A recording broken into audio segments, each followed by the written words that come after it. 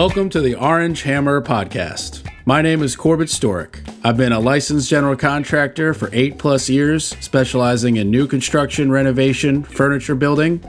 I'm the son of an architect and an interior designer, and I've been surrounded in this industry since birth, watching all aspects from concept, design, build, punch list, and of course, all the problems that come up in between.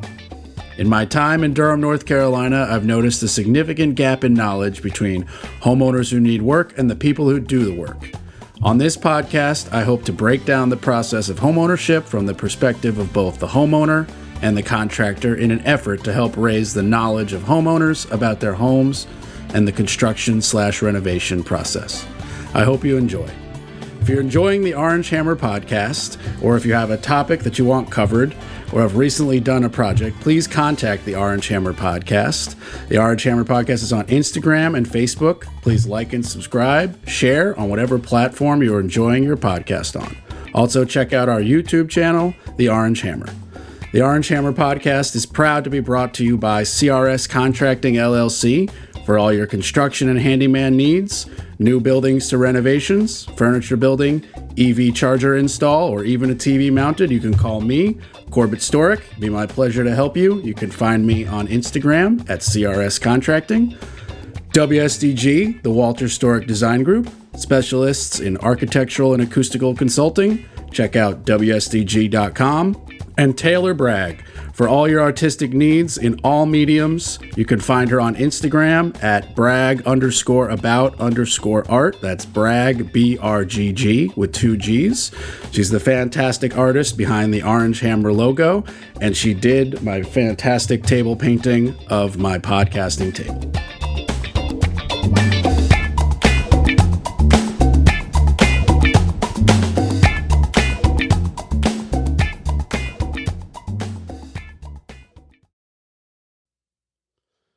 Okay, today's guest is my buddy Tommy Eaton, a father of a teenage boy, true world citizen, having lived in the Middle East, Connecticut, Pennsylvania, Michigan, and Maine before settling in North Carolina. A huge fan of Carolina barbecue, a fitness enthusiast, an avid hunter, a good friend of mine. And on this episode of the Orange Hammer Podcast, Tommy is ... the homeowner. Tommy, welcome to the podcast. How are you? Doing great. Thanks for having me. First podcast experience? Yes, it is. Okay, well, it's only my second podcast experience, so we can share the butterflies together. No worries, no worries. So, yeah, I've lived in a lot of places. I guess first question, how many places have you owned homes? Only 2 places. I previously owned a home in Maine. That was a townhome, and the second home I bought was in North Carolina. Okay, so just because I find it fascinating and a lot of the listeners will fall into this category, you obviously in Maine were a first-time home buyer, buying a townhome. So walk me through, a little bit of that process. Like, did you have to find a realtor? Yes, we had to find a realtor. It wasn't too much of a hunt. We were on a bit of a timetable. My wife at the time was pregnant, my son, so we had to kind of speed things up. Gotcha. Okay. So that probably put a little bit of a rush on just maybe like settling for certain things in the home that maybe you wouldn't have settled for if you weren't in a rush. Were you like looking for a home if your wife at the time wasn't pregnant, or was that like the reason? No, we were looking anyways, but at the time we were in a 1-bedroom apartment, and we could have made it work, but it was really, the long-term goal was to buy a home. So it all kind of fell together. Gotcha. Yeah. Gotcha. So how did you go about finding that realtor? Boy, that was a while ago. I think it was actually through a friend, through word of mouth. Gotcha. Yeah. Okay. Word of mouth. Yeah. I mean, that's going to be a crucial callback topic for sure. There's always a consistent word of mouth. You've got a friend, he had a good experience with a realtor. Boom, that's your realtor. And there you go. Exactly. Yep. So, I guess a townhome, you probably didn't do too much work to the home in terms of, building a deck or other modifications. Correct. Gotcha. Yeah. I mean, it was shared walls on either side. So we did do a little bit of basement finishing, but it was nothing major. I mean, it was kind of just like putting carpet down and yeah, that wasn't even really fixed. Gotcha. Okay. So fast forwarding a couple years later, we'll fill in the life blank for at a different podcast. But now you're in Raleigh, North Carolina, and you've got a very nice home, by the way. Thank you. How long have you been in that home? It's been about 6 years. Gotcha. And so even though you were not in the same circumstance of a pregnant wife, and you're technically not a first-time home buyer, I would imagine there may have been some first-time home buyer similarities because you're in such a new city. You don't necessarily have, the connection or base that you may have had. So how did you go about? Well, first question: Did you find a realtor for the home that you have in Raleigh? Yes, and that also was kind of through word of mouth. It started with the mortgage broker. My friend knew a mortgage broker that then knew a realtor who then knew like the inspector. So it was kind of a chain like that. So again, that's word of mouth, and you buy this home. When you buy this home, are you like, how many homes did you look at before you settled on the home that you bought? I think there was about 3 or 4 homes prior to that. And there was one that I almost ended up closing on. But what happened was after I paid the due diligence, the inspection report got in my hands, and it was 36 pages of things that were broken. Ooh, okay. Yeah. So, yeah, needless to say, I pulled the plug on that. They were willing to throw like $15,000 or $20,000 at closing to help with the repairs and stuff, but it was too much. Gotcha. And for those who might not be like 100% up on the process, like you found that house and you said, okay, I think I want that house. So you threw them a deposit, and then during that, you're like, okay, they've got your deposit, but you don't give all the money yet. And we have, this time period where you do the inspections, and you get an inspection done, and you get this report that's, they should be very long, but 37 pages of just broken stuff. I mean, the whole thing should be 25 pages. It should be 10 pages of broken stuff, and 5 of them should be the light bulb doesn't work. So you look at this 37 pages of just horrifying, and you go, I need something more live-in ready, no necessary like work to be done. I need to move in and be able to just drop my couch in and live. Right, exactly. I mean, Gotcha. Some of the things they had broken they weren't really put in right, is like the electrical wiring under the house was not even properly like put in electrical boxes. I mean, it was dangerous. Yeah. And this is not like small stuff. This is like, you really need people. Yeah, exactly. Okay. Yeah. So you get your house, and so let's talk about like some things that you, as your homeowner, like you were like, okay, I am perfectly fine just tackling this myself. Because we've been friends for a couple of years now, and I feel like either I forget or you've forgotten to tell me, and we look at some part of your house and you're like, oh yeah, like 4 years ago I did this, that, and the third. And I'm like, what? How did you? I didn't know you could do that. So let's just start off. Like, what are some of the things you've done to your house that you did specifically, like with your own hands? With my own hands. Well, the first issue that needed to be taken care of was as soon as we walked into the house, we were hit with a wave of cigarette smoke. The previous owner was a smoker. So that was the first issue to take care of. In order to do that, it was pretty much the ceiling, the walls, the floor, everything had to be treated. So what's the treatment process like? In my head, you just paint, but I've never actually, I own rental homes, but I don't actually know if we're legally allowed to say there's no smoking indoors, but we do just ask our tenants, and we have been fortunate that we have not rented to cigarette smokers that want to smoke inside. I've come up to, check on a rental house, and there's been an ashtray on the front porch. And I'm like, if you're going to smoke, I'm glad you're smoking on the front porch. But so what's that treatment process like? Well, the treatment, at least in this case, was I had to remove the popcorn on the ceiling. It was so bad that part of that process is you spray water on it, and it was clear water going on to the popcorn, but it would turn brown as it ran down the walls from the tar. Yeah. Oh my. And if memory serves, at least in some parts of your home, in the living room, you've got some vaulted ceilings. Yes. So that's not easy. No. That's ladder and scaffolding. Okay, so did you rent a scaffold? I had a buddy that loaned me some. Okay, so you have a buddy that loans. Okay, yeah, so not every homeowner could just do that. First of all, you're a pretty able-bodied person. You've got some handy skills. You've got a shed full of tools. You got a buddy who lent time and a scaffold. I mean, that's there's a lot of things that had to be checked off before you just start scraping a popcorn ceiling. That's right. That's an endeavor. It is.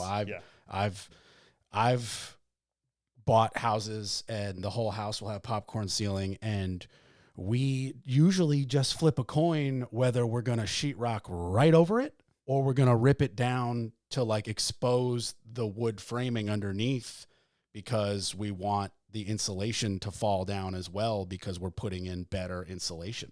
But we almost never, we never scrape the popcorn ceiling because it's that much of a hassle.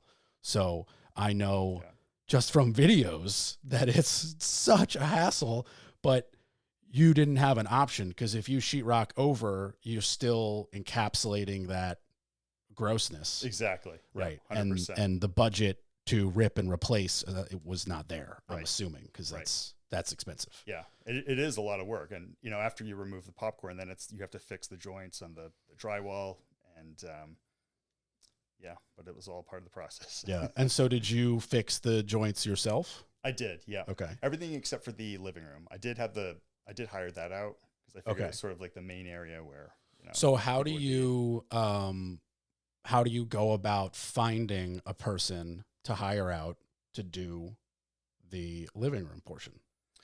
That was, there was a combination of sites I think I used at the time, and just sort of looked online. That was not word of mouth. Gotcha. So at that point you just, I'm assuming, and correct me if I'm wrong, please do, but I'm assuming, so you've done most of the scraping, or you've scraped it yourself, you've repaired and painted everything but the and you just call in the towel. You're sick of it. You don't think you can do a good enough job on the vaulted ceiling, or what's the reason where you go from do it yourself to call a professional? I think the biggest thing was the tape at the apex of the ceiling was coming down, and I wasn't really sure on how to replace that, or if I could. Gotcha. I mean, you're not a drywaller. Exactly. Yeah. Yeah. So. But when it came to, so it's simply pure luck that the other parts of the house didn't get as damaged during the removal process. Yes. That you were able to just kind of do a little patch here and there and call it a day. Yeah. The tape was actually already coming down prior. So. Oh, okay. Yeah. Oh, through the popcorn even. Yeah. Okay. Gotcha. Yep. Gotcha. And this is in the vaulted section. Yep. Gotcha. Yep. Gotcha. So what else? Okay. So you go online of a couple of sites. Do you do a lot of research on reviews? Do you call multiple people? Did you have a couple people come and look and price? What was that process like? It was, there were reviews online, and the individual I picked, he did have some good ratings. So I just kind of went with that. Gotcha. Yeah. And so you just kind of settled on him before you even called him. You were like, good reviews. He can do it. And you called him, and did he look and give you a price on the spot? Yeah. Okay. He gave me an estimate, and then we decided it was kind of like there was two stages. It was the living room area, and then the secondary part was part of the hallway, and he agreed to kind of help out a little bit on the second part too. Oh, okay. So it was almost like you split it into two jobs, kind of. Gotcha. Exactly. Okay. Gotcha. And So you didn't get multiple estimates. Were you satisfied with the work? Would you hire again? The same person? No, Yeah, I would not. Yeah. I don't want his name. I'm Yeah. not trying to. I'm Yeah. not trying to bash anybody. We're trying to promote here, so like we'll promote Exactly. the good, and we'll just let the Yeah, So I think the real Yeah. issue at the end was I actually had to finish the job. He never actually came in to do the okay, so final. I'd love to elaborate. So, Ed, what did he do to where you say this is not finished, and then what did you have to do after? He mudded all of the joints up the wall or up the ceiling. He replaced the tape, but the tape needed some more coats Okay, of mud. so he And never never came came and did the back. second coat, and Right. then did the sanding, and then the primer, Right. and then the paint. Right. And at the time, I had an apartment at the time for the first 2 months I had the house, and so I was sort of at a cutover period where the job had to be done, before my lease ran out. Oh, okay. And So you're not living in the house at this point. it's kind of half and half. Yeah. Like, okay. Yeah.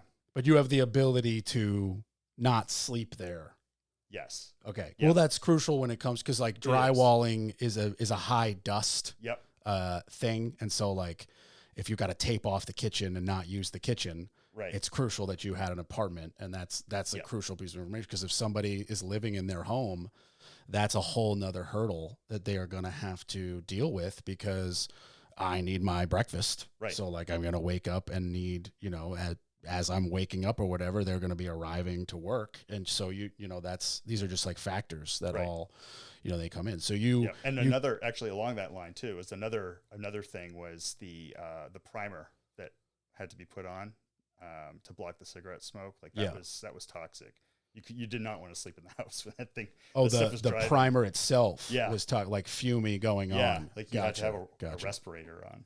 Oh, no, okay, that's yeah. fun. Yeah. Man, that's really, yeah. Yeah. So this is just the first thing. Yep. Okay. So what else did you tackle? Oh, I'm sorry. Just to finish it out. So you then take over. Do you put on the second coat of mud? I do. Yep. Okay. Yeah, So I'd do you already been give him less money? Yeah, he didn't get the final payment. Oh, He okay. didn't show up, so He literally just stopped like responding. no, it was kind of like, I'll get up there Tuesday, and maybe Wednesday. I'd given him a deadline of had to be before Thursday. Okay. And it was like, okay. And you we've had gotta given settle him, this. you said the final payment. So you gave him, I'm going to assume, a deposit. Yep. And then did you give him like a secondary payment at Yep. some point? Yep. And then so the third payment, which I'm going to assume is less than a full third. Yep. And you just never gave it to him. He never came to finish. Right. Okay. Yep. So he just kind of sacrificed that bit of Yep. money. He did. Okay. Well, that is unfortunately a more common tale than not. For all trades. Yeah, it's not Yeah. like a drywall specific thing. It does happen. But you were prepared to have him come in, finish, and pay him the full amount of money. Correct. Yeah, Yep. gotcha. And so you just like jump in because you need a place to live. Okay. Yep. So you get that finished. And then, so what's the next thing that you tackle yourself? So after the ceilings were done, then it was onto the walls. So that was a coat of that Kills primer for the to block out the cigarette smoke throughout the entire house. There was Walls and trim and doors, or just the sheetrock walls? just the sheetrock. Gotcha. The walls also included some wallpaper removal. So that was in the kitchen. Man. Yeah. With It the was- like steam machine and the Yes. whole thing. Oh yeah, my God. scoring tool. I did it one time. My brother bought a house. Shout out Keaton Wright, big brother, love you.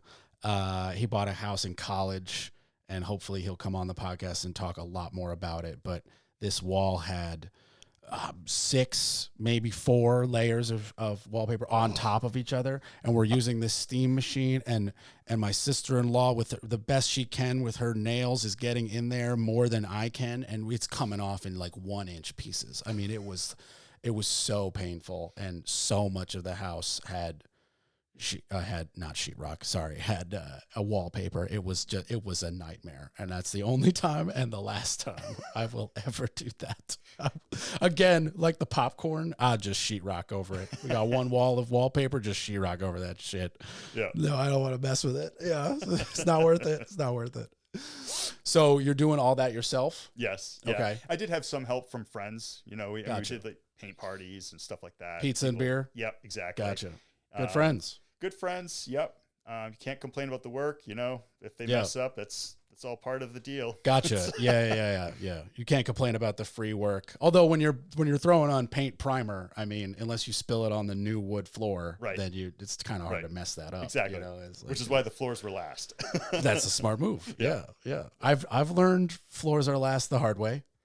I've definitely done that too. Okay, so you mentioned floors. Is that the next one? Yep. Is that the next topic? That was the next topic. So that was going through ripping up all of the carpet that was in there. Gotcha. Now I know as just friend to friend here, because we may be talking to a national, hopefully worldwide audience one day, but I have given you significant crap over your floors in the past, over your, what do we call them? Thresholds Oh, yes. of certain doorways. I have Most are completed. yeah, we gotta Most. call this floor project like, I'll give you like 97. We could maybe have a conversation for 98% Yes. finished. Yeah. I mean, I will flat out admit it. It's not finished. The bathrooms still have that old linoleum that has to go. Okay. Yeah. Well, the bathroom I feel like is a whole like a bathroom is a whole like separate renovation project, right? Definitely. Okay. So you're ripping up carpets. Okay. So that's just an X-Acto knife and muscle. For the most part, yeah. Gotcha. And then you got the carpets held down, for those who don't know, by these little tack strips. And I mean, you got to just rip them out, crowbar, hammer, whatever you got. So do you own these tools? Do you buy these tools specifically? Does a friend say, oh, I've got 3 crowbars? Just so. Most were bought. Most were bought. Yeah. There was a Lowe's that was right down the street. Gotcha. So that worked out perfect. And you're buying these job specific, or you have a toolbox and you're like, I got a crowbar? No, Yeah. it was just kind of, I mean, I had never done anything like this. This was all learn as you go. Right. YouTube. Gotcha. Like, okay, well, I need that tool. So it's back to Lowe's. Gotcha. And so when you decide, I guess, how do I formulate the question? I guess so. Like, what's the deciding factor? Like, you are not a flooring guy. Like, you're not a professional flooring contractor. Right. And this is not an insult. This is just like a statement of fact. It's fact. So, like, when you go, okay, I'm buying between 1 and, 10 specific flooring tools, whatever they may be, for whatever flooring you may be putting in, at what point are you like, okay, I'm going to buy these tools I'm never going to use again, versus I could just hire a professional person who could come in? Is there a factor other than budget? I think it was just desire. It's after a Desire. while. Oddly enough, like I started this not really wanting to do any of these projects, and then I started getting into it, and I started to enjoy it. I was like, I want to be the one that actually does this, even if I'm, could hire somebody that may be more skilled. And so you got a legitimate just sense of satisfaction and fun from doing these projects. yeah, I did. Gotcha. So, as somebody who does it for a living and someone who got into it because it was fun, that is like music to my ears. I mean, I for the most part, attempt to only do jobs that excite me. Now, obviously, that is not 100% possible because I still have to pay bills. But, I for the most part, try to do jobs that that's either something I'm really good at and I know I can do a great job, so I want to I can pump that out. Or, I've never done anything like that, and I know I've got the team, so let's figure it out. And that's always fun as well. Problem solving kind of is all the jobs, when you boil them down, is just, okay, one problem after another. You start slowly fixing it. Yep, exactly. Yeah, I learned quickly about time budgets too. It's like whatever I thought was going to take let's say I thought the job was going to take an hour, multiply it by 3. Oh yeah, you Google something and it says, "Oh, Yeah. a professional would do this in 4 hours." Yeah. Well, I'm not a professional. I've Exactly. never done it before. I need 4 hours to figure out how to open the packaging, or whatever. Yeah. So you rip out all the carpets, and you rip up all the tack strips, Yes. and you have a cement slab, or you have a wood subfloor. I have a wood subfloor underneath. And that was actually the first order of business, was to go around and correct some of the creaks. So where the subfloor connects to the beams, just drove a few screws in. Oh, okay, so you notice a needed. little play in some Yes. plywood. Yeah. Yeah. Well, that's the thing. Like, a lot of houses that are built super fast and, mass neighborhoods, sometimes they skimp. And one area that can be skimped is they don't put glue between the plywood and the beams below. And so when they nail it, it feels amazing. But then 20 natural years of natural vibration where that nail would come up just a little bit, that glue is supposed to be there to stop the play. So you probably just didn't have some glue, and so you throw some screws in. But Yeah. that's That works. yeah. So okay, so then what kind of flooring did you put down? Well, I went with laminate, but before I went with the laminate, I actually had a bit of a discovery in the master bedroom after I ripped up the carpet. The previous owner had put a doggy door into the side of the house, and it had been blowing in rain through this opening, and it had rotted out the whole, it was the subflooring, it was the beams, the band, the sheetrock, the insulation, everything. Wow. Yeah. Okay. So you only spot this because you rip up carpet and see massive rotted plywood, and you rip that up and you start seeing just death. Yes, exactly. And so this is okay. So then what do you do? Job. This at this point I realized this was out of my right. league. This is no longer this is flooring. structural. Yeah, this is some structural. Right. So who did you find, and how did you find them? That was also online. I found a couple crews, and they weren't able to give me a definite quote. It was kind of like, this is going to be at least $700. We won't know how bad it is until we start cutting in. That is. I know there's listeners who are like, what? They couldn't give you a quote? This is a real thing in that regard, because there's like only so much you can see, and you've got to remove what's rotted. And if there's something rotted behind that you cannot see, there's simply no way to know until you rip out a Sawzall and a crowbar and a hammer, and you start ripping out black, crumbly, rotted wood till you get to something strong. Yeah. So I know some listeners are like, that's insane, you got ripped off. That's not true. This is not a simple rip and replace a carpet job. This is some rot. So they said, you should say at least 700? At least 700. Gotcha. Yeah. So how did you find these people? You said you went online. Yep. I'm sorry, you just said that. Yep. How did that job go? Well, they were right. It was at least 700. It was actually several thousand. Right. When all was said and done. I mean, they had to rip out my deck. It was a massive operation.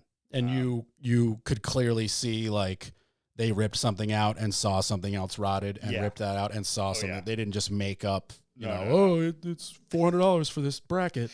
Yeah. No, I was there the whole time. Gotcha. I mean, I was still working on the house, other parts of the house, so I'd go in. Not to assume everybody is a crooked person, but right, you got to see, like, hey, man, we gotta rip this out now. Yeah. Like, okay, yeah, gotcha. And so, did the job come to a completion? Did they finish it entirely, or did you have a similar situation with your drywall? They finished it completely. And were you satisfied with the work? Yeah.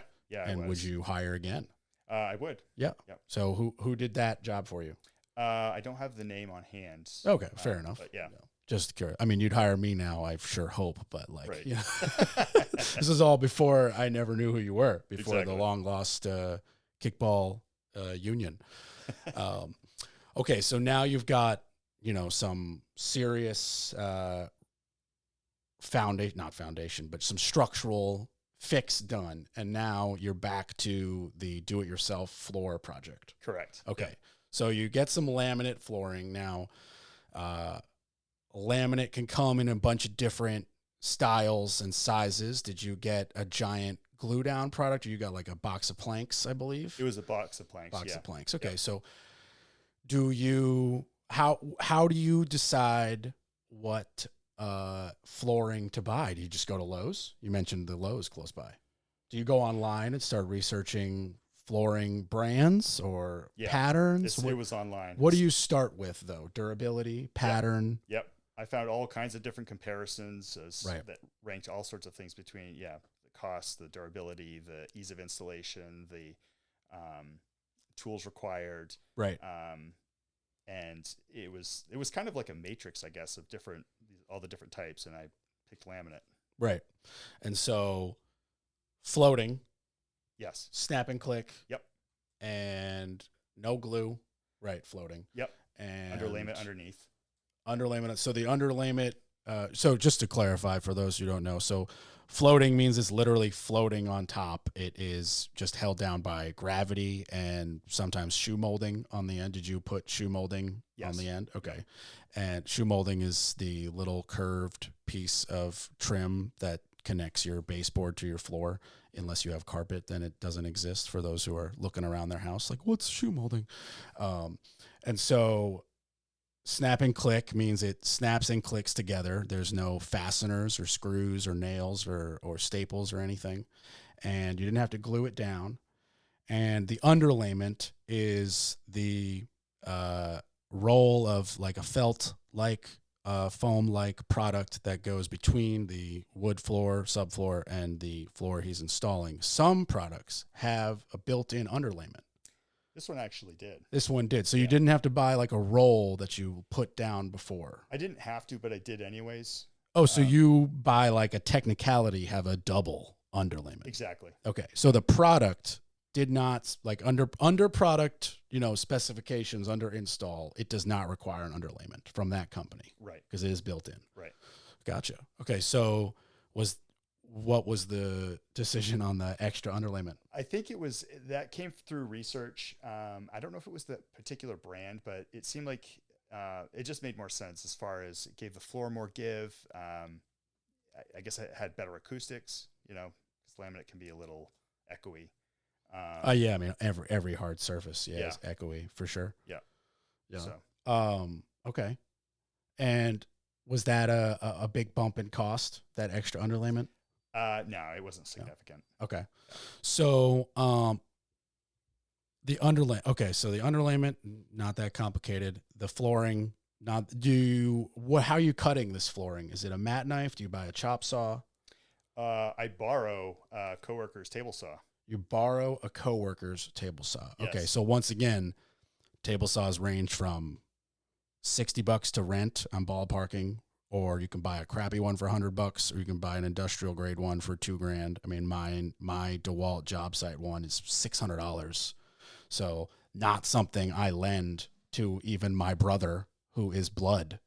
And it's not even an insult on my brother. I just don't lend tools. They're my livelihood. So like, you've got to have a good friend to just throw you a chop saw for, you just said, a lot longer than you thought. So weeks. Easily, yeah. It was it was probably at least a couple months. Yeah. So you're living in the house at this point, doing room by room, just kind of figuring it out. Yep. Wow. Gotcha. Yep. And so, I mean, obviously, I guess you don't have a comparison of another house you did the floor in when you weren't living in it, but I've got to imagine that's got to add some stress, just some life stress. It does, yeah. Yeah. Man. Just had to adapt. Yeah. Some coping mechanisms, a little extra coffee. Yeah. Gotcha. Okay. And then so you get a table saw, and then for the shoe, are you borrowing a friend's nail gun and compressor? Yes. And chop saw for the cornered angle? Did you buy a hand saw and a miter box? I did borrow the nail gun, and then for the miter saw, I think it was like Craigslist. I got one used anyways. Gotcha. And that works. Gotcha. Yeah, that was a trick. I mean, it's not a small undertaking You know, this is not like a tiny little square bedroom. I mean, an entire house, you know, there's, you know, for some, you know, you got to know those little geometry, a little carpentry, you know some angles. Yeah. Yeah. Yeah. How, yeah, that was actually. did you mess up a lot of shoe nose cuts? Yeah, I did. Cut the angle the wrong direction? Oh, yeah. Do that all the time. Yeah. I'm a pro. I do it all the time. So like, don't even feel bad. Yeah. And some of the planks actually needed a special kind of an angle where the hallway turned. Right. And so I had to use a jigsaw Dremel extension for those. Gotcha. And then of course, when you do a project like that and you don't know anything about like houses and floors and stuff, you just assume stuff's going to be square and straight and line up. And then you go and you're like, what? Just like looking at walls that are wonky and curved. And you're like, okay, who did what, where, and who do I have to fire? But there's nobody to fire. You can only blame yourself. Yeah, you just blame. Yeah, there's no one, and you can't even blame yourself. You didn't sheetrock or frame the wall or whatever. Yeah. So okay, so when I was busting your chops a little bit, and I said it wasn't 100% complete, there's what, maybe like 2 or 3 door thresholds that just haven't been completed. Correct. And you just have to buy the matching wood trim that sits on top and nail it in with a nail gun. And it's just low on the priority list. It's low on the priority list. Gotcha. Yeah, one of them is into the master bathroom, and as you know, that's planned to be renovated hopefully soon.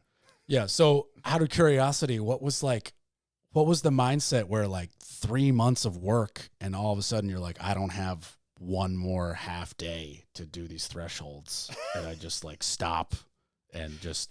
I think it's a reminder in some way that the project isn't complete. It's a reminder that the project isn't complete. Yeah. And that reminder is more interesting than the like feeling of like, okay, floor's done, took 6 years. Check. Yeah. Yeah. Yeah. I guess that's where you and I differ probably. Oh yeah. No, we differ in 1 million, 2 million, 10,000 billion ways, but that's like curious to me. Yeah. Cause that's fascinating.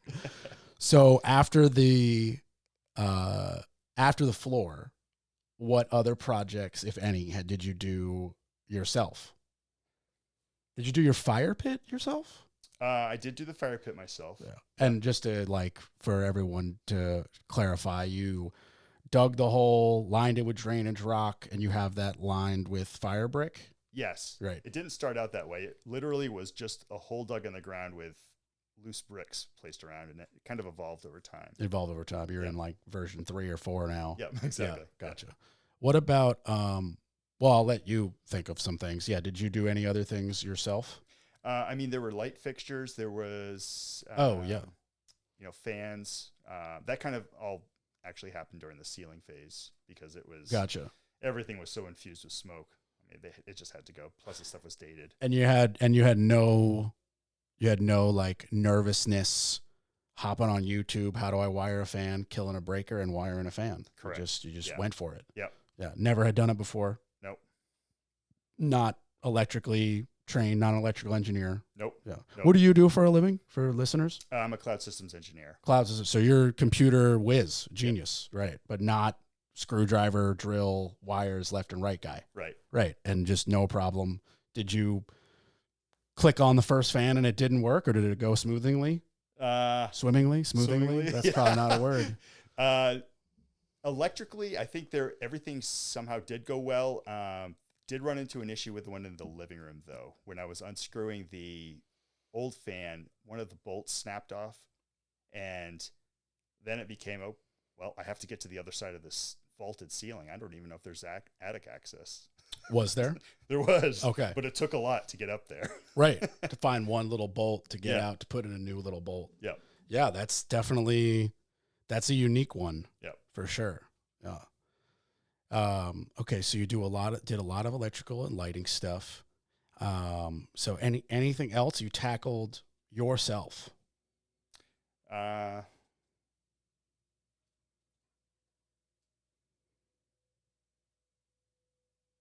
I think that was mostly it. Gotcha. Yeah. So now I'd love to kind of transition into things that you've had done where you needed to hire somebody. I know that we've already mentioned, obviously, that when you did your flooring project, you discovered, you were not planning this, but you discovered some rot.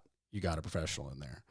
You had half a professional come in and help you with the drywall. And that's an unfortunate series of events, honestly, because that, I'm sure as a homeowner, that doesn't leave a good taste in your mouth for the next time you've got to hire a professional. Correct. And then, so what other things have you hired a professional for? I think in my memory, you told me right off the bat, the biggest one was you had your water heater replaced. Yes, I did have the water heater replaced. Probably bigger than that, though, was the crawl space. Okay, so let's talk to me about your crawl space. Yeah, that needed to be redone. Crawl spaces, for those who aren't, 100% familiar or don't necessarily own a home yet, the floor that you're standing on, sitting on, whatever in your home is actually not the bottom of your home. Below that is usually, unless you're on a concrete slab, is an area that is an unfinished area where the insulation is above you in the floor joists, and below you there's a plastic floor on top of actual earth or dirt. So it's like an unfinished, it's not heated or air conditioned, and there's usually just like one creepy light, and people store like, stuff that they think can last but can't last, like paint. Exactly. Yeah. And this whole thing was a foreign concept to me because my first house had a full basement. Right. So this crawl space, I'm like, what the heck is what do we do with this? This is my unfinished basement, right, for all intents. That's not tall enough to stand up in. Yeah. Yeah. But anyway, even when they were doing the inspection, there were kind of issues that were noted that it was going to need to be looked at again. What kind of issues were noted? One of the walls was very damp. Okay, moisture problems. Yeah. Yeah. And it was facing Very the common. backyard. So the water would flow downhill from the backyard and get pressed up against that wall and come in. The vapor barrier, which is the plastic that's down on the earth. Yeah. That was not really, wasn't really proper. Right. It was just probably kind of old. like loose. Yeah. Loose. It wasn't tied down. Didn't go up the walls. Yeah. Yeah. No, it wasn't good. Just to back up real quick, you mentioned water coming down the yard. Is this prior to your very nice water feature, or was that there when you bought the house? That was there. So the water feature didn't stop and or absorb this water. It was still getting in. Yes. Gotcha. Yeah, okay. There weren't gutters though on the back. So that was another project I hired out. Oh, okay. Yeah, that's definitely an issue. Yeah. Yeah. Okay. So added gutters to help with that. But the crawl space was showing other signs, like the insulation was coming down. It was just high humidity. Yeah. Very high humidity. Did you add a dehumidifier? That was part of the final project. Yeah. So you get a new vapor barrier. Yeah. You get I went out for 4 quotes on this one. 4 quotes. Yes. Okay. So you hop on the Goog and you find crawl space encapsulation experts. Yes. And you get 4 people out there to quote you new vapor barrier, plastic for layman terms, new insulation up above, keep me warm, or keep the house warm, keep the AC cost down. And then any sort of waterproofing, like on that wall. Did they tar it? Did they do some Henrys or? Yeah, it ranged. I mean, the quotes came in. I think the cheapest was about 1,000 or 1,500, and the most expensive was almost 7,000. And a dehumidifier. Yeah, but I mean, they ranged in. Some were just okay. We're gonna add a new vapor barrier, and others were full encapsulation up the walls with a dehumidifier. Basically, you could live in there. But I didn't go that route. So you let them tell you what they would recommend and how much it would be, and all 4 people had different prices, but for different services. Correct. Yeah. So out of curiosity, why did you not decide what you wanted to be done and have people quote the same work? What do you mean? So like you had one crawl space guy come out and he was like, okay, we're just going to do a vapor barrier. And maybe I'm like wrong about specifics. It's just for the example, but you had like one guy come out and say, we're just going to do one thing. And then you had the second guy come out and say, we're going to do that first thing and we're going to do this. So that's obviously different workload, so it's different price. And then the third guy came out and said, we're going to do that, and this, like full encapsulation. That's obviously, yet again, different workload, yet again, different price. So I'm like, Yeah, I'm just just, overkill. right. So I'm just curious, like, why you weren't like, okay, I want all 4 of you different subcontractors to give me a price for the same work. Like I don't want the overkill. I want you to price it without this. And you who didn't price this part, I want you to add this, so that they were all pricing the same workload. Does that make sense? Yeah, I think it varied. It was based on what they came in with recommendations. Right. And they were different companies. They had different crews, different resources available. You know, the first one that came in at the lowest bid, it was like one guy. So he didn't have the ability to quote out, you know, what the top tier people were quoting. And did you maybe, like, as a homeowner who doesn't work in the construction field, did you maybe not have the full knowledge of what you even needed? I mean, I did some research. Yeah. But yeah, you're right. Not really being in the fields. Right. I mean, it gave me some limited. So no, it's not. This is not like an insult. This is a legitimate, like, as you know, we're trying to reach, you know, John and Jane Doe homeowner who maybe bought a house where they were, you know, the inspection report says it's fine now, but you're gonna have a problem with that crawl space, and they don't really know what that means, and they're not doing anything, not realizing that 10 years of not doing anything means it's going to be 4 times worse. And that moist insulation is, you know, adding $100 a year on their utility bill, Right, you know, right. things like that. And another big thing about it too is what I didn't realize until I started researching it is the quality of the air in your crawl space affects the quality in the living space. Oh, 100%. So Yeah. if it's not good down there, that's coming up into where you're sleeping, you're living, you're eating. Oh yeah, definitely. Yeah. I mean, so a lot of modern, build styles now, we don't even put insulation in the floor. We put the insulation on the walls of the crawl space and fully encapsulate, so that air is the same controlled air, like it's heated and air conditioned down there, and it's the same circulated air. So you don't have this like separation of like junk air and regular air. Right. So it's like, you know, your house isn't like that, I'm assuming, because you still have the insulation, you know, in the floor. Yes. Yeah. Yeah. So what what level did you end up going with? You skipped the one dude, I'm assuming. You didn't get the full encapsulation. Right. So you get a vapor barrier, some new insulation, and you get a dehumidifier put in? Yep. Okay. And the vents got sealed as well. And the vents. Okay, so you went to a sealed crawl space. Mm-hmm. Yeah. Okay, so that's what I'm talking about, a sealed crawl space. Gotcha. Yeah, that's definitely a more efficient way of doing it.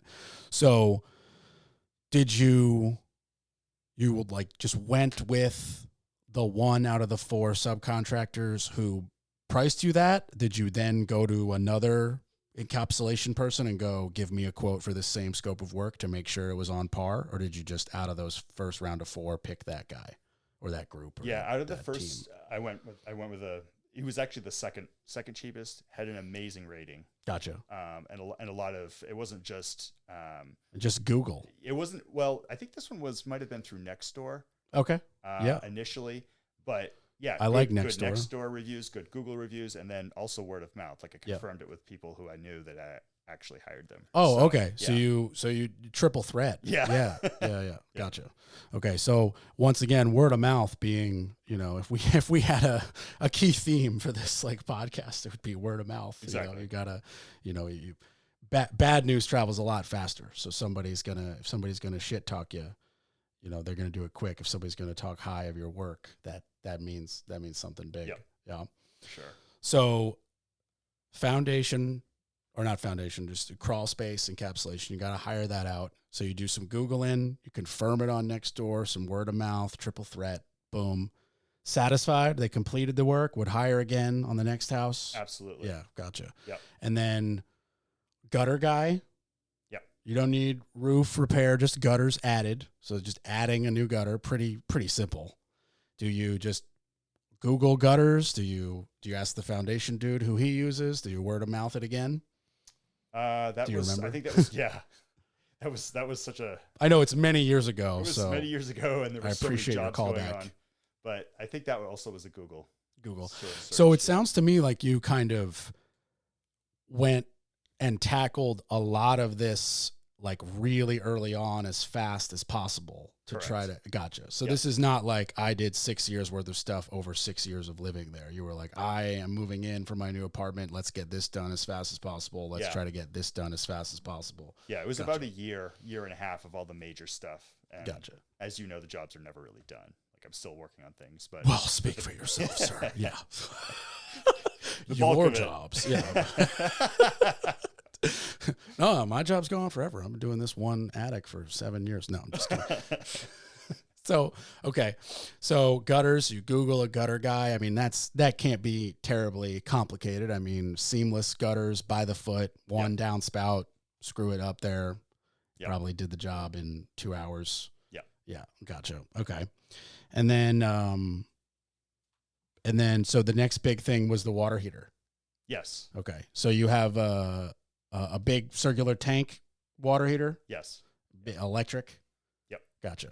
And do you swap because it legitimately stops working, or you know it's on its last leg? Yeah, I knew it was on its last leg. Gotcha. That's when I swapped mine, because I did not want to wake up and actually not have the hot water and then wait a week to get one delivered. Same. And then wait a week to schedule a plumber and then wait a week to schedule an electrician, and not, I just was like, I'm not about to do that. Right. Yeah. Yeah. So did you swap to the same, from the big electric to the same kind of style, the big electric tank? Yeah, more or less. Gotcha. Yeah. More or less. What's that mean? I mean, it was newer. It was obviously newer model. Right. But yeah, it was pretty much, I think it was a 50 gallon. Gotcha. Whatever Big going. old kind of Yeah. like circular drum. You didn't go Yeah. with a tankless is really what I'm asking. Right. Gotcha. And you stayed electric rather than going over to like gas. Right. Gotcha. Do you have gas at your house? I do. Gotcha. Was that like a lack of knowledge thing? Did you know about the ability to switch over to a gas water heater? I think what they were telling me at the time was Who's the they, real? Because I don't want contractors. contractors. Okay. And how do you find them? I know I'm cutting you off real quick, but so how do you find? Is this another Google or word of mouth? Yeah, that was through Home Advisor, I think. Through Home Advisor, essentially Google. And I just want to clarify real quick, because you use this word contractors. So did you hire a general contractor with a license, or did you hire a plumber? Hired a plumber. Okay. So you didn't hire a contractor who then brought his plumber. Correct. Gotcha. Okay. Yeah. Just want to clarify. Yeah. Because you could obviously, hire Jake's Plumbing. I see that van in Durham, and I'm just shouted him out, and I don't even know him, but like, you could hire Jake's Plumbing LLC. You don't have to hire, a licensed contractor who then brings their licensed plumber. So Right. I just wanted to clarify. So you Home Advisor / Google, you find a plumber, just the one. Do you get multiple people out there for multiple quotes? Yeah. Okay. How Yeah. many? That was 2 or 3. 2 or 3? Yeah. Okay. I mean, that's two's good, 3's better, 4's overkill in my book. And so also relatively simple in the plumbing world. Right. I have an electric. I want to swap it with an electric. Like, that's not, Right. in the plumbing world, that's relatively simple. Like, Right. there's a cost of the electric, of the new one, and, a couple of fittings here and there, possibly maybe a new pan for it to sit in, the drip pan, and then labor. And they should know that labor. They should know what it, if you're in a plumber swapping water, my plumber anyway tells me swapping water heaters, this is bread and butter. It's like his favorite thing to do. He Yep. goes to plumbing supply house, he buys out the water heaters, puts them in his storage unit, just because he knows he'll get a call and he'll have it. And Yep. it just makes him look good to be like, oh, I've got that in the truck already. I'll be there in an hour. So you get 3 bids. How close are the bids to each other? They're all relatively close. So when you say relatively, are we like they're within $50? Or Yeah. within $200? Yeah, within 50. $50. Okay. Yeah, 50 So or 100 maybe.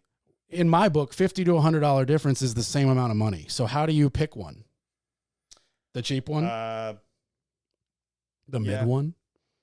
cheap one? The one with the nicer truck? The one with the best ratings. The one with the best ratings. Yeah. Okay. So you look at 3 bids and you get $2,000, $2,100, $2,200, or you get even closer. You get $2,000, 2050, 2075, and you go back online and you go, okay, the guy with 2050 has 4.46 instead of 4.43. More or less. More or less? Yeah. Yeah. I'm not judging. I just am actually curious. Yeah. Yeah. Yep. Okay.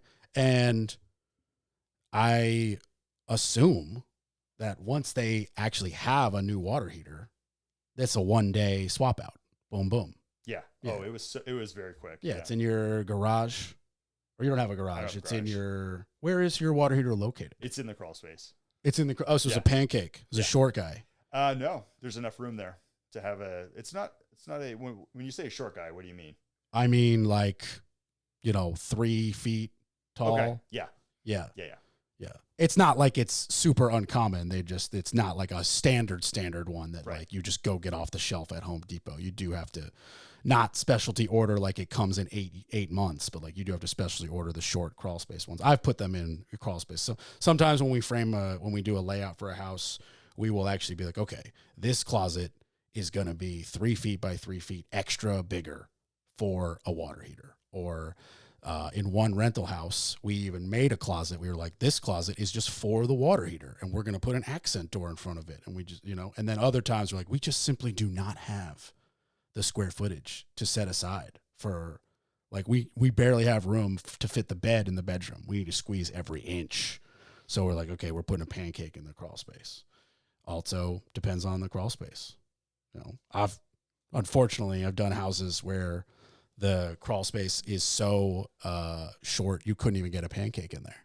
So you just got to find room. Yeah. You've got to, guess what? It's going in the laundry room. Figure it out. So that satisfied with that job, would hire again? Yep. Yeah. Gotcha. And do you remember, how much that cost? I don't recall. Gotcha. And do you remember gallon wise if you went to a slightly bigger water heater? Most people usually like go up a couple gallons. And on that note, how many bathrooms is in your house? I went with the same. It was roughly about the same. Gotcha. For gallon wise, and it's 2 bathrooms. 2 baths. Got Yep. 2 full baths, 2 Yep. showers. Yep. So after water heater, what else did you hire a professional to come do to your home? Let's see. The next thing, well, the water feature needed. So let's talk about this water feature. So when you bought the house, it had this water feature. Yeah, it's a 800-gallon waterfall system. Gotcha. And a koi pond. Beautiful Japanese maple. Yes. Yeah. Yes. Stunning. Which I knew nothing about when I bought the house, and didn't realize you were buying a sailboat worth of maintenance, did you? No, I didn't. Yeah. But I found out real quick. Within 23 hours of closing, the pump that drove the whole system failed. So I had to figure that out real quick. I didn't even know where the water was being pumped from or to. Or sometimes when you buy a new house, houses come with a 1-year home warranty. Did your house come with that? Yeah. Okay, because I was going to ask, was that not covered? But if you didn't get one, then there you go. Nope. No. So Well, I had that's a to shame. get up to speed real quick on pond maintenance and things like that. And it's a very And it's niche pond thing. maintenance is not even like the right term. And I'm not even trying to like pick No, on you, but like it's I its grew up own with a thing. pond, and it was like a naturally fed from a spring. The most that ever happened was algae, and we bought carp to put in the pond. The algae went away, and we put in a bubbling thing, and like that was it. But like you have like a legitimate, like it needs to be lined on the bottom, and you have a waterfall that requires power and circulation of water. Yep. And then you also have some fish. So you have like almost like fish tank pH level monitoring to do. Like it's like, It's a lot. it's like all the maintenance of a fish tank and all the maintenance of a pool. Like, and it's a pond, Right. and you can't swim in it. Right. You must love nature or what. I don't know. Yeah. I mean, there's been plenty of times where it's like, is this really worth it? So you said you had to get up to speed, but you also mentioned that there was some professionals have been involved. So Yeah. it's been a combo. It's been a combo. The upper, it's technically 2 ponds. So the upper tier pond and the waterfall, the lining needs to be replaced. So that was kind of like a pool liner. Yeah, that was it's like this black rubber. It's not technically a pool liner, but it's more or less the same thing. It's very similar. Man, that sounds like a not fun day of like draining and taking out all the like decorative stuff. And, yeah. The crew took care of it though. It was great. It was 4 guys. So you hired that out. Yes. Okay. And how do you find? I mean, if the answer is Google, just say Google. But how do you find pond maintenance dude? I mean, that was niche. through my neighbors actually. So so your they neighbors. Knew the previous word owner. of mouth. Exactly. Once again, word of mouth. Yeah, it's the theme of the day. I might call this episode "Word of Mouth." Yeah. Yeah. Well, the previous owner had used a contractor, I guess, for this particular service, and so the neighbors had his contact information, and they passed it on to me, and so I was able to get a hold of it. So you buy a place, it's obviously already got this feature. Yep. The neighbor has the contact of who was maintaining it already, and you just get that same person to come back in. Okay. Yeah, I think it was a neighborhood party or something I was talking about. It's like, man, this pond I've got in my backyard, and they're like, well, do you want the contact info for the guy that works? Yeah. I got a guy. Yes, yeah. I do. It was your guy. It was their guy. No, it's your guy. So, so pond maintenance, that's a unique one. Yeah. Not everybody's got a water feature, though. That's pretty cool. Yeah. So after that, anything else where you hire do you have a lawn person? That's been kind of that hasn't really been steady. It's mostly been people that I find on Nextdoor, like college kids or something like that. It hasn't been steady. That's very interesting because I'm the opposite. I have like a lawn guy. He does like my house, my mom's house. Some of my tenants use him. Some of my tenants, we have like lawn care included. Yeah. So like I have a lawn guy that's like on a 2-week cycle. He's more efficient than an atomic clock. So to be constantly changing, that's like a stress level that I could only imagine. So how do you just like stop needing them and then you like call someone new, or if you mention they're a college kid, do they like move away and stop mowing? They graduate, they get a job. And you've never just like hired, Tito's Lawn Service, who's been doing it for 40 years and is just going to show up. I don't always mind doing the yard work myself. So do you have a mower? It's a combination. Yeah. Okay. Where do you store your mower? In my shed. Okay, so you have a shed. Mm. Okay. What kind of shed? Like a wood shed? Yeah. Like a pre-built, like a Home Depot? Yep. Okay. Yep. Did you came with the house? Came with the house. Yep. Okay. Yep. Gotcha. So not everybody has, you said you enjoy it. Some people don't. Sometimes. Some people don't have the time that you've got to do it. Yeah. And then obviously, some people don't have a shed to store a mower. So for some people, it's just not even an option. Okay. So you have like an on and off kind of a love-hate relationship with lawn people. Let's call it. There's a deeper story, maybe. No, I'm just playing with you. Okay. So, what else? I feel like we're running out of stuff. Well, probably one of the biggest things, and more recently, was the roof. Okay. So talk to me about the roof. The roof was, I was approached by somebody, just rang my doorbell, and I don't normally entertain these door-to-door sales things. Solicitor, yeah. Yeah. But I'd noticed around the neighborhood that a lot of the people were getting their roofs replaced, and it was by the same company. Gotcha. Houses were built at the same time, so they were all kind of expiring at the same time. Approximately, like how many years old was your roof, if you had to guess, or if you happen to know? 20. Okay. Yeah, it was a little over 20 years, and they were like 20-year shingles. So. And they're shingles. That was my next question. Yeah. Yeah. So I mean, for those who are listening, a standard 3-tab or even a really nice architectural shingle, they're gorgeous, and not mocking them at all. But they do have a 20 to 25 year shelf life. So 20 years. I mean, that's within the parameters of you made it. Yeah. A lot of people are. At 18 years, they're like, oh man, I got a leak. Next thing you know, the roofer gets up there and goes, you want me to patch this and then replace the whole thing in a year? And you go, crap. Yeah. So he knocks on your door and says, what? I notice you got an old roof. Yeah. He pretty much said that, I've been going around the neighborhood. Our company's been, replacing the roofs. You may have seen. I had. And he said he was able to get insurance to pay for the job. Really? So that pretty much sold it for me there. Gotcha. And did that in fact work out? It did. And did they do all of that? Did you have to like call your insurance company, or did they just like they just figured it out? Yep. They sent an adjuster out. They sent, they had people to come out and look over the roof. And I think they cited it as wind damage was what the issue that was reported to get it replaced. So, but the roofing company dealt with everything. Yeah. You hired a roofing company and they called your insurance company that sent it. You didn't have to like Right. do it anything yourself. I mean, I had to do a little interaction with the insurance company, but they were, Gotcha. and it was kind of funny. It almost felt like a scam in a way. Nothing out of pocket, but, or a deductible. It was like maybe $300 or $400.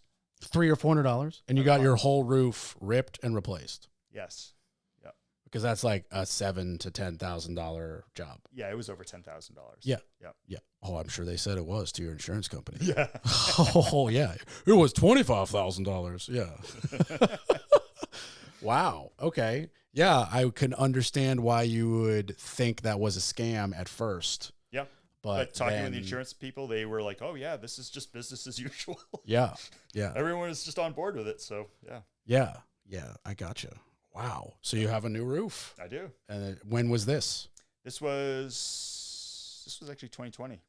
Oh, so this is yesterday. So not really, but you're in a brand new roof. You're not even in the first quarter of the life cycle of a new roof. Gotcha. Yeah. Wow. And so I guess it's hard for you to look at any negative perspectives from a $400 for a $10,000+ roof that costs you $400. But I'm going to ask you the same questions. Wood hire, good service. I mean, did you? Yeah. Yep. Yeah. Wood hire, good service. Yeah. Did they clean up well? That's did. a big question I ask when it comes to roofing, because when you rip off shingles, sometimes they don't tarp off stuff and they make a huge mess, and then you're finding like roofing nails and tar, bits, corners of shingles, and like, if you've got pets like I do, it drives me nuts. If your kids are kind of grown, but like if you had young, small children playing in your yard, that would be like a huge, not cool category. So like, did they clean up well? They did. Okay. Yeah. Obviously you can't do it 100%. So I did. No, it's not possible. Yeah, exactly. I found, a couple pieces of shingle here and there, a few nails here and there. Yeah. But besides that, I mean, it was. God, there's a reasonable expectation of like, okay, if you missed 4 nails, it's not going to call like the manager here. You're not going to Karen it. Yeah. Yeah. I mean, they were very professional. They ended up damaging the awnings on the back of my house. But they took care of that. They replaced them.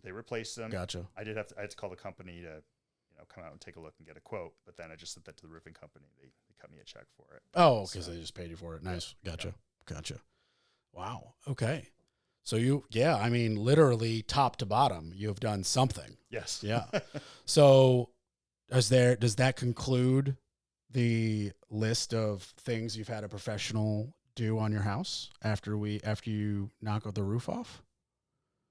Yeah. Gotcha. Yeah. So what's on the I want to do list? Well, probably the deck. The deck patio. The backyard. And that, because obviously nobody but me knows like what your house looks like. That's just, you have an old deck you want to rip out and replace. Right. And fix the little sag in the middle. Right. Exactly. Gotcha. Yeah. And what else? The bathrooms and kitchen. The bathrooms and kitchen. Yeah. Gotcha. Yeah. Not that they're that bad, but they could be updated. Gotcha. And so obviously, knowing me now, you have a resource. But if you didn't know me, would your kind of strategy of just kind of let's hop on Google one day and start looking up deck contractors or bathroom remodelers, and that would be like a way that you would, or would you go to friends first and go, okay, would you ask a friend who's had their bathroom redone? How would you go about, and how, if you were advising a listener? Yeah, probably a hybrid approach. I think, looking online, but also, I do find that Nextdoor is helpful because that gets I post on all of your Nextdoor neighbors right off the bat. So yeah, you can get recommendations. Yeah, I redid a bathroom from someone who found me on Nextdoor. Yeah. Yeah. I have this lady who I'm like her. It's even below like what I would really do because I'm not that I'm too good to do it, but like I'm this one girl's handyman. You know, I'd like mount TVs, swap out, you know, her dishwasher, like handyman stuff 100%. But like she found me on Nextdoor and she knows I have all the subcontractors. Did a new roof for her, you know? So it's like Nextdoor is great. I don't have a problem with Nextdoor at all. Yeah. Shout out to Nextdoor, sponsor me. Yeah. So kitchens and bathrooms, and like obviously, or maybe not obviously to those who are listening, but deck is pretty simple. Rip it, replace it. You know, there may be some drainage that needs to be installed. It's harder than what I just said, but this is not, you know, we're not reinventing the wheel. We're not, you know, making a rectangle into a crazy curve. We're not adding a layer. We're not adding reinforcement for a hot tub, whatever. Drainage also not that crazy. Yeah. But kitchen and bathroom, I mean, you need, you know, all the subs. You need a legitimate budget. You need a design professional. You need a plan. You could potentially need a permit depending on, you know, what you're doing. So like those are, you know, in the scheme of home renovation, that's a big undertaking. And a bathroom, maybe a little bit less than a kitchen because you have multiple bathrooms. But when you demo a kitchen, I mean, that's like, you know, the day you take a sledgehammer to your kitchen cabinets and have to put the stove in, you know, the spare bedroom for however many days until you can cook again, that's a big deal, you know, I mean, it's a big deal for me, and I'm not even living in the house. I'm just a person who got employed to do the kitchen. So, you know, you got to really have, I don't know, for lack of a better expression, you got to have your ducks in a row and make sure, you know, you have your schedule lined up, you have your products ordered, you have your cabinets measured, and they're on site and whatever. You know, not everybody is also as lucky as you to have that like spare bedroom to like be, you know, throwing stuff in. So those are all, you know, big factors that people, you know, who couldn't necessarily do it yourself, or aren't me, a professional, would not necessarily know. And that's like why you really need to make sure you have a professional. Mm-hmm. So like, you know, it's just, you know, to listeners out there, I think we'll just say it one last time, word of mouth, right? Word of mouth. I mean, word of mouth. Yep. Yeah. Well, Tom, this has been amazing. Thanks so much for coming on the Orange Hammer podcast. Well, thank you. And for those who are listening, I hope you enjoyed. I hope you learned something. I hope you laughed a little bit. And word of mouth, I think, is the word of the day, or the phrase of the day. And we'll see you next time. Bye, everybody.